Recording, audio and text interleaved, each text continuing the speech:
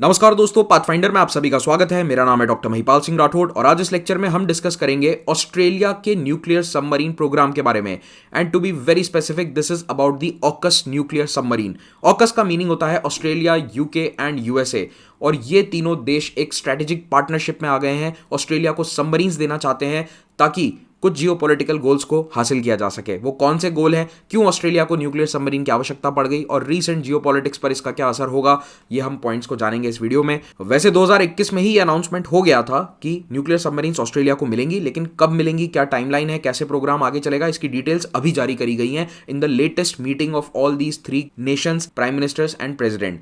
तो यूएसए के प्रेसिडेंट जो बाइडन, इधर ऑस्ट्रेलिया के पीएम अल्बनीजी और यूके के प्राइम मिनिस्टर ऋषि सुनक एक जॉइंट प्रेस कॉन्फ्रेंस को एड्रेस कर रहे हैं। And this press conference took place at naval base point Loma. Of course इनकी एक मीटिंग भी हुई थी यहाँ पर। इस नेवल बेस की लोकेशन भी ध्यान में रखो, यूपीएससी आपसे ये भी पूछ सकता है। तो पॉइंट लोमा नेवल बेस स्थित है यूएस के कैलिफोर्निया राज्य में, on the border of Mexico and USA. यहाँ पर एक बहुत बड़ा सिटी भी है सैन डिएगो, उसी के पास में ये नेवल बेस स्थित है। So this is a very strategic naval base for US itself. तो ये यहाँ का फोटोग्राफ है, आप देख सकते हैं, काफ़ी खूबसूरत फोटो है। यहाँ पर ये तीनों प्राइम मिनिस्टर्स और प्रेसिडेंट्स एड्रेस करने आ रहे हैं। पीछे यहाँ नेवी के जहाज खड़े हुए आप देख सकते हैं। अब आगे बढ़ें उससे पहले पाथफाइंडर को सब्सक्राइब जरूर करें अगर आपने अभी तक सब्सक्राइब नहीं किया है। एंड अगर आपको हमारे वीडियोस अच्छे लगते हैं तो लाइक कर सकते हैं, और अगर आप मेरे वीडियोस की अपडेट्स प्राप्त करना चाहते हैं तो मेरे टेलीग्राम चैनल से आप जुड़ सकते हैं। अनअकैडमी का 20% डिस्काउंट का आज आखिरी दिन है, और इसके बारे में ज़्यादा डिटेल्स आपको मैं दूंगा लेक्चर के अंत में। तो सितंबर 2021 में ऑकस पार्टनरशिप का अनाउंसमेंट हुआ था। ऑकस का मतलब होता है ऑस्ट्रेलिया, यूके एंड यूएसए। ध्यान में रखिएगा कि ये कोई नई मिलिट्री अलायंस नहीं है। ये तीनों देश पहले भी आपस में काफ़ी मिलिट्री समझौते करते रहते थे, और ये एक प्रकार का टेक्नोलॉजी शेयरिंग एग्रीमेंट है। तो क्या ये कोई डिफेंस पैक्ट है? जी नहीं, it's not a defence pact, it is not a new treaty, it is more of a technology sharing agreement, जिसमें कुछ डिफेंस प्रोजेक्ट्स ये लोग जॉइंटली एस्टैब्लिश करने वाले हैं। इसीलिए ये ऑकस अलग नाम से चल रहा है। इससे रिलेटेड कुछ वीडियोस मैंने पहले भी बनाए थे, आप इन्हें देख सकते हैं। ये मेनली पूरा प्रोग्राम चलाया जा रहा है ताकि यूएसए चाइना को इंडो पैसिफिक क्षेत्र में काउंटर कर सके, उसके इन्फ्लुएंस को कम कर सके। अब जो नई डील हुई है वो क्या है, तो देखिए, यूएस और यूके ने वादा किया है ऑस्ट्रेलिया को कि हम आपको 8 न्यूक्लियर पावर्ड सबमरीन्स देंगे इन द नेक्स्ट 30 ईयर्स। और ये सिग्निफिकेंट इसीलिए है क्योंकि पिछले 60 सालों में यूएसए ने अपनी न्यूक्लियर टेक्नोलॉजी, अपनी सबमरीन टेक्नोलॉजी किसी के साथ शेयर नहीं करी है। That is why it is quite important. तो फिलहाल 2027 डेट फिक्स करी गई है जब यूएस और यूके अपनी एग्जिस्टिंग सबमरीन्स को, अभी इस्तेमाल में आ रही सबमरीन्स को ऑस्ट्रेलिया को ट्रांसफर करेंगे ताकि वहां उनकी नेवी के लोग उस पर ट्रेनिंग कर सकें। तो ये पर्थ के नज़दीक जगह फिक्स करी गई है, यहाँ पर ट्रेनिंग सेंटर होगा। And by 2027 these US and UK submarines will be transfer to Australia. ये कौन सी सबमरीन होंगी, तो ये यूएस की वर्जीनिया क्लास सबमरीन होंगी जो न्यूक्लियर पावर्ड हैं। जब भी आप एसएसएन देखते हैं तो समझ जाना कि ये न्यूक्लियर पावर्ड सबमरीन है, और ये 2004 से ही सर्विस में अमेरिका की है। तो इतना हमें ज़्यादा डिटेल इसकी याद रखने की कोई आवश्यकता नहीं है। आप तो बस इतना ध्यान रखो कि ये न्यूक्लियर पावर्ड सबमरीन्स हैं, और यूके अपनी एस्ट्यूट क्लास की सबमरीन को यहाँ पर देगा। इसके बाद सन 2032 तक यूएसए 4 और नई सबमरीन्स ऑस्ट्रेलिया को देगा। तो एक 2027 में, उसके बाद 4 और 2032 तक, टोटल 5 सबमरीन्स यूएसए के द्वारा ऑस्ट्रेलिया को दी जाएंगी, और ये 4 नई सबमरीन होंगी। देन ऑस्ट्रेलिया और यूके मिलकर एक नया मैन्युफैक्चरिंग सेटअप करेंगे, जहां पर ऑस्ट्रेलिया के साथ मिलकर ही एक नई क्लास की सबमरीन बनाई जाएगी जिसका नाम होगा एसएसएन ऑकस। तो अभी कुछ ही हफ्ते पहले ऑस्ट्रेलिया के एक नेवल कमांडर ने ये स्टेटमेंट दिया था कि इसका डिज़ाइन 70% रेडी है। याद रखिए, मैन्युफैक्चरिंग नहीं, जो डिज़ाइन है इस नई क्लास ऑफ सबमरीन का, ये पूरी तरह से नया तरीके से डिज़ाइन किया जा रहा है। इट इज़ ऑलमोस्ट 70% रेडी, लेकिन हाँ, बनने में इसको अभी कम से कम 10 साल लग जाएंगे। तो 2030 तक ही ये वेसल्स रेडी होकर आ पाएंगे। तो first Australian built nuclear powered submarine जो ऑस्ट्रेलिया के घर में बनेगा, और ये क्रूज मिसाइल्स फायर कर सकता है, ये 2040 तक सर्विस में एंटर हो जाएगा। इट इज़ एक्सपेक्टेड अराउंड 2041 और 42। तो ये इन्होंने अभी फिलहाल के लिए टाइमलाइन दिया है। ये पूरा प्रोग्राम लगभग 268 to 368 बिलियन डॉलर कॉस्ट करेगा ओवर द नेक्स्ट 20 ईयर्स। और इसमें शुरुआत में अभी ऑस्ट्रेलिया की सरकार को $3 बिलियन देने पड़ेंगे, और ये ऑस्ट्रेलिया के टैक्स पेयर का पैसा है जो अभी फिलहाल अमेरिका की शिप बिल्डिंग कंपनीज को जाएगा जो ये सबमरीन्स को बनाती हैं। तो ऑस्ट्रेलिया में लेकर इसको काफ़ी सरकार की आलोचना हो रही है। कारण ये है कि जितना पैसा ऑस्ट्रेलिया ऑकस सबमरीन में देगा, उतना वो स्कूल की फंडिंग के लिए देता है, थोड़ा सा ही अमाउंट उससे ज़्यादा है। ट्रांसपोर्ट इंफ्रास्ट्रक्चर का जो है वो इसका डबल है, तो इसीलिए ये अमाउंट ऑस्ट्रेलिया के बजट के हिसाब से काफ़ी बड़ा है। Okay, so the citizens are criticising this, but again security point of view से सरकार ने उसको आगे बढ़ा दिया है। अब मिलिट्री एडवांटेजेस क्या होंगे इस न्यूक्लियर सबमरीन प्रोग्राम के ऑस्ट्रेलिया के लिए? तो देखिए, न्यूक्लियर पावर्ड सबमरीन जो हैं वो पूरी दुनिया की एपेक्स प्रेडेटर्स हैं। एपेक्स प्रेडेटर का मतलब है जैसे कि जंगल में, इकोसिस्टम में एक ऐसा जानवर जिसका कोई और शिकार नहीं करता, वो शिकार कर सकता है किसी का, लेकिन उसका कोई शिकार नहीं करता, वो होती है nuclear submarine in the real world. तो इस पर हमला करना बहुत मुश्किल है, ये पानी के नीचे छुप कर चलती है, और क्योंकि ये डीजल इंजन से नहीं चल रही है, इसे हवा की आवश्यकता नहीं है, तो इसीलिए ये कई महीनों तक एंड टेक्निकली और theoretically it can go under water for many many years. जब तक उसका न्यूक्लियर पावर्ड इंजन चल रहा है वो नीचे रह सकती है।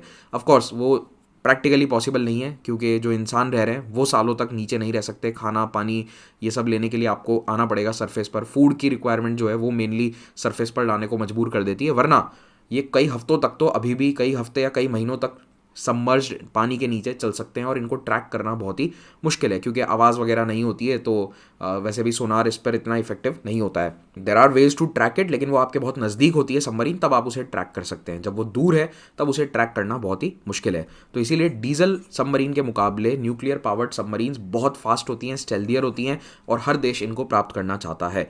और ये न्यूक्लियर पावर्ड सबमरीन दूसरी सबमरीन्स का भी शिकार कर सकती है, उन्हें डुबा सकती है, और कोई भी कोवर्ट मिशन आप दुनिया के किसी भी कोने में चला सकते हैं, और इनसे मिसाइल्स लॉन्च हो सकती हैं।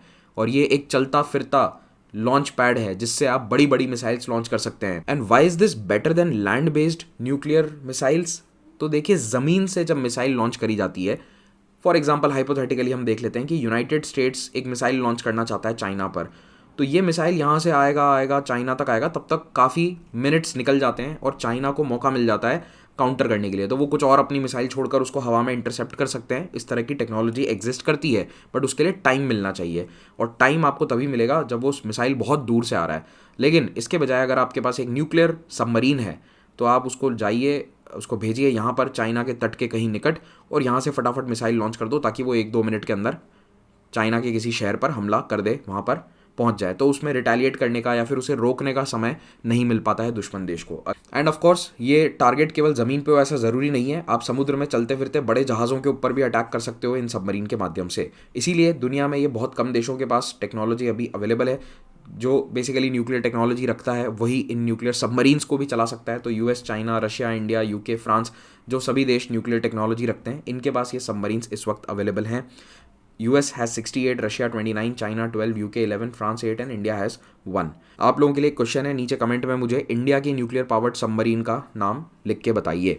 अब कुछ मिनट पहले मैं आपको जो डीजल पावर्ड सबमरीन्स के नुकसान बता रहा था, उसमें एक सबसे बड़ा नुकसान यही है कि जब वो हवा के लिए ऊपर आती है सरफेस पर, तो उसका कुछ हिस्सा एक्सपोज हो जाता है, कुछ पाइप्स उसके एक्सपोज हो जाते हैं, दूर से धुआं उठता हुआ भी दिख सकता है, तो उसे ईजिली स्पॉट किया जा सकता है। अगर एक रणभूमि जैसा माहौल है, कई सारे जहाज वहाँ पर है, then it can easily be spotted. एक न्यूक्लियर पावर्ड सबमरीन थियोरेटिकली सालों साल तक पानी के अंदर रह सकती है, अनटिल अनलेस उसमें कुछ रिपेयर ना करना हो या फिर आपको खाना फिर से स्टॉकअप नहीं करना है, तब तक आपको ऊपर आने की, सतह पर आने की ज़रूरत नहीं है। लेकिन वो आना पड़ता है, क्योंकि देखिए कोई भी इंसान, जो कैबिन क्रू होता है, जो नेवी के लोग होते हैं, वो इतने समय तक नीचे नहीं रह सकते। It is not good for their health as well. So इसीलिए कुछ हफ्तों तक, कुछ महीनों के बाद वो भी ऊपर आते हैं, लेकिन चाहें तो छुप कर रह सकते हैं बहुत लंबे समय तक, अगर एक युद्ध की स्थिति बन जाती है। और इस न्यूक्लियर पावर्ड सबमरीन को पकड़ना बहुत मुश्किल है, सोनार वगैरह इस पर ज़्यादा काम नहीं करते। It can mostly be detected using thermal imaging. तो जहाज़ों में थर्मल इमेजिंग के कैमराज लगाए जाते हैं, क्योंकि इससे गर्म पानी निकलता है। आपको पता ही होगा, न्यूक्लियर रिएक्टर के अंदर कूलेंट वगैरह की ज़रूरत रहती है और पानी का काफ़ी यूज़ होता है। तो वो जो पानी है वो गर्म पानी ये निकलता है, और उस गर्म पानी के तापमान को हम चेक करके पता कर सकते हैं कि क्या यहाँ पर आसपास कोई न्यूक्लियर सबमरीन है या नहीं। बट ये भी तरीका बहुत ही एडवांस तरीका है, ये हर नेवी के पास कैपेबिलिटी ही नहीं है कि आप थर्मल कैमराज लगा दें। Not all the ships have these thermal cameras. तो ये तो थी टेक्नोलॉजी की बात। अब आते हैं डिप्लोमेटिक फॉलआउट पर। तो देखिए, ये जो ऑकस का अनाउंसमेंट था 2021 नवंबर में हुआ था, उससे चाइना और फ्रांस बहुत नाराज़ हो गए। अब चाइना की नाराज़गी तो वाजिब है, समझ में आता है।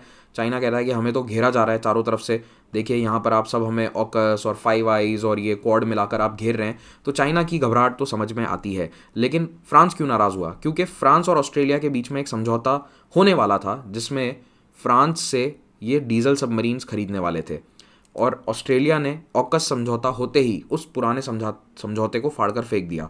It was literally a $multi-billion deal that was just torn away by Australia और वो 12 सबमरीन खरीदने का निर्णय उन्होंने कैंसिल कर दिया। इससे मैक्रोन बहुत नाराज़ हुए थे, जबकि फ्रांस खुद यूएसए, यूके इन देशों का एक पार्टनर है। It is part of the western countries, many military alliances like NATO etcetera. पर फिर भी फ्रांस बहुत नाराज़ होता है कि आपने ये हमारे साथ धोखा कर दिया। चाइना ने तो ऑफकोर्स क्रिटिसाइज़ किया था, क्योंकि चाइना ने कहा कि देखो ये गलत है, आप वॉर मॉन्गरिंग कर रहे हैं, कॉलोनियल टाइम पीरियड की तरह ब्रिटेन और अमेरिका फिर से लड़ाई को बढ़ावा दे रहे हैं, दूसरे देशों को न्यूक्लियर पावर दे रहे हैं, जो गलत है। इससे प्रोलिफरेशन बढ़ेगा और हमें घेरा जा रहा है। सबसे बड़ी उनकी यही चिंता है कि हमें आप चारों तरफ से घेरने की कोशिश कर रहे हैं using your nuclear submarines and your naval basis. Russia ने भी इस पर ऑब्जेक्शन उठाया था, मेनली फॉर न्यूक्लियर प्रोलिफरेशन। उन्होंने कहा कि आप प्रोलिफरेशन को क्यों बढ़ावा दे रहे हो।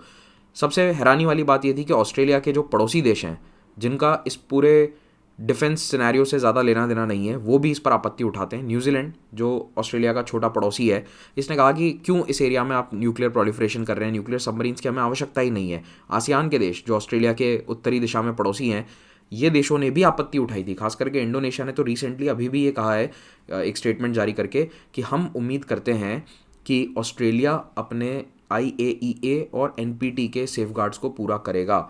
IAEA क्या होता है? International atomic energy agency, and NPT is non proliferation treaty. तो उनके सेफगार्ड्स को पूरी तरह से फॉलो किया जाएगा और यहाँ पर पूरा ट्रांसपेरेंट मैकेनिज्म जारी रहे। मलेशिया ने भी कुछ ऐसी ही प्रेस रिलीज जारी करी है और यही बातें कही है कि आप UN क्लॉज को फॉलो कीजिएगा, जितने भी हमारे Asia nuclear weapons free zone जैसे संधियाँ हैं उनको आप फॉलो कीजिए। तो ये सारे आसियान के देश आलोचना खुलकर नहीं कर रहे हैं, लेकिन घबराए हुए हैं। They don't want Australia to have nuclear powered submarines. Bharat का इस पर क्या कहना है? तो देखो, भारत ने फिलहाल मार्च के महीने में हुए इस डील पर या स्टेटमेंट पर कोई अपना स्टेटमेंट जारी नहीं किया है, कोई प्रतिक्रिया जारी नहीं करी है। भारत इस वक्त G20 का प्रेसिडेंट है and India wants to be the voice for the global south. तो हम वैसे हमेशा से वेस्टर्न या कॉलोनियल हेजेमनी के खिलाफ रहे हैं, लेकिन अब पिछले कई सालों से, एटलीस्ट 2 दशकों से, हमारा अमेरिका के साथ कोऑपरेशन बढ़ता जा रहा है। इस वक्त हम भी क्वाड के मेंबर हैं और क्वाड के ही 2 सदस्य ऑकस के भी मेंबर हैं। तो देखिए, क्वाड में आ जाते हैं India, Japan, Australia and USA, और इनमें से ऑस्ट्रेलिया और USA तो ऑकस के अंदर भी हैं। तो इसीलिए भारत के लिए इसकी आलोचना करना गलत होगा और हमने करी भी नहीं है। क्वाड पार्टनर्स जो हैं वो इंडो पैसिफिक सिक्योरिटी में भी इन्वॉल्व हैं और ऑकस भी उसी सेम थिएटर में इन्वॉल्व है। और ये जो पूरी कैलकुलेशन है ये चाइना के खिलाफ है एंड इंडिया चाहेगा कि चाइना को थोड़ा सा कंट्रोल किया जाए। भारत के संदर्भ में एक बात कही जाती है आजकल, that India wants to be a deterrent rather than an accelerator to global conflict. हम नहीं चाहते कि हम दुनिया में लड़ाई झगड़े को बढ़ावा दें, हम उसे रोकना चाहते हैं, हम उसे बढ़ावा नहीं देना चाहते हैं। लेकिन इस केस में अभी तक भारत ने कोई प्रतिक्रिया नहीं दी है। इस पूरे प्रोग्राम की अगर कोई आलोचना है तो वो यही है कि ये ऑस्ट्रेलिया के लिए बहुत ही लेट है। चाइना को जो भी करना है वो 2020s के डेकेड में कर लेगा। अगर सिक्योरिटी के लिए ऑस्ट्रेलिया की मदद भी करनी है तो वो मदद अभी करने की आवश्यकता है, not in the 2030s and 40s। तो ये इस ऑगस्ट एग्रीमेंट का सबसे बड़ा क्रिटिसिज्म या फेलियर रहेगा।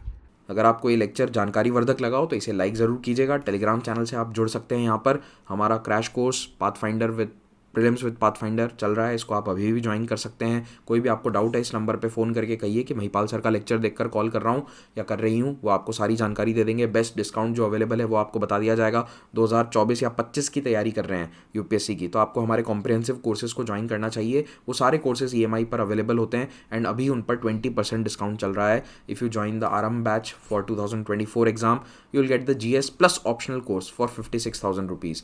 तो इसमें ऑप्शनल और GS दोनों की तैयारी आपकी करवा दी जाएगी। तो ये ऑफर आज रात 12 बजे तक वैलिड है, इसका फ़ायदा उठाइए और ये नया बैच ज्वाइन कीजिए। All India prelims mock test आ रहा है 26 मार्च को, इसमें आप हिस्सा लीजिए। ऑफलाइन सेंटर्स के अंदर ये टेस्ट होने वाला है।